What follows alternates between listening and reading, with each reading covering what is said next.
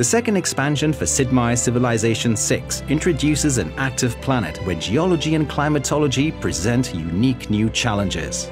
Face the threat and reap the bounty from natural disasters, manage your power sources wisely, and unite with leaders of other civilizations to find solutions to the challenges of a changing climate.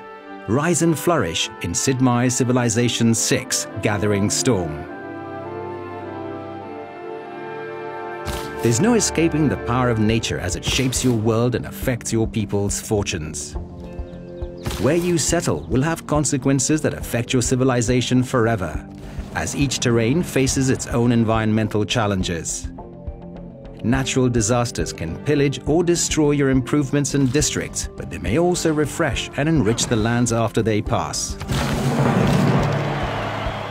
Volcanoes offer high risks, but high rewards, as eruptions can devastate surrounding areas, but volcanic soil is highly fertile and valuable. Storms are unpredictable, varying in size and impact. Desert sandstorms or ocean hurricanes can wreak havoc across your civilization, but also offer a chance of improved food yield in their wake. Blizzards and tornadoes are the most destructive of the storms, though blizzards may have some nice benefits if you're playing as Russia, while grassland tornadoes cause nothing but destruction. Weather every storm to rebuild stronger and smarter. The incredible benefits of settling near rivers now come with the additional dangers of flooding. Floods can destroy and pillage improvements, with even greater damage during severe flooding, but they also offer a chance of greater food yield afterwards. You can prevent river flooding by building a dam, or coastal flooding using new technologies like the flood barrier. The complexity of climate change is the final environmental challenge your people will face. As the game progresses and civilizations consume certain fuel resources, carbon dioxide will be released, leading to higher global temperatures and unique consequences, including increased storms or flooding and rising sea levels. While climate can destroy your civilization, resources will build it. Strategic resources are now divided into fuel to meet the power needs of your cities and late game units, and material to make resource-dependent units.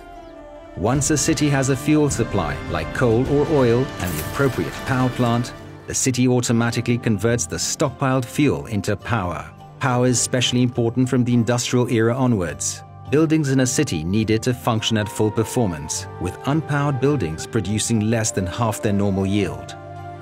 Military units also require material and fuel resources for production and maintenance, with resource-deficient units becoming weaker in combat.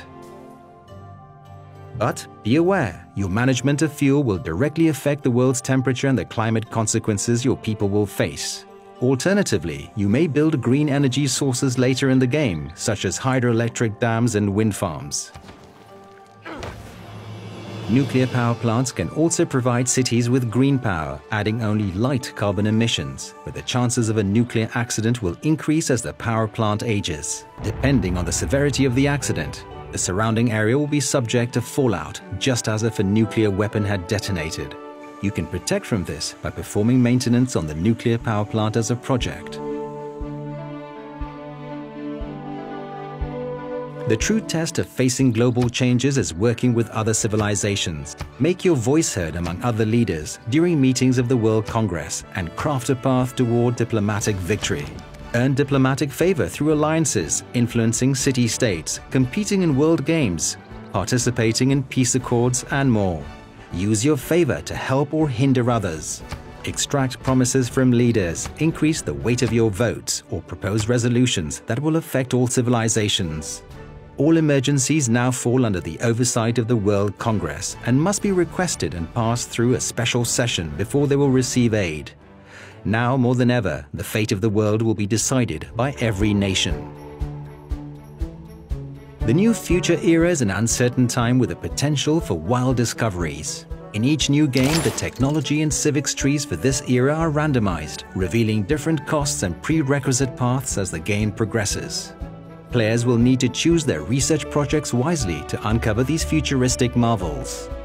Combat adverse environmental effects with speculative ideas, such as relocating your population out to seasteads.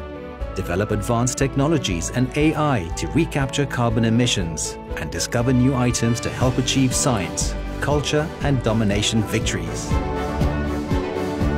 8 new civilizations and 9 new leaders are introduced, including Hungary, Maori, Canada, Inca, Mali, and Sweden. Each brings unique bonuses, gameplay, units, and more. The world is larger than ever with new world wonders, natural wonders, and units, including the GDR and Rock Band. Bend the map to your will with new improvements like railroads, mountain tunnels, and the Canal District. And survive the greatest disasters in history in the new scenarios the Black Death and War Machine. In Sid Meier's Civilization VI Gathering Storm, the world is more interconnected and complex.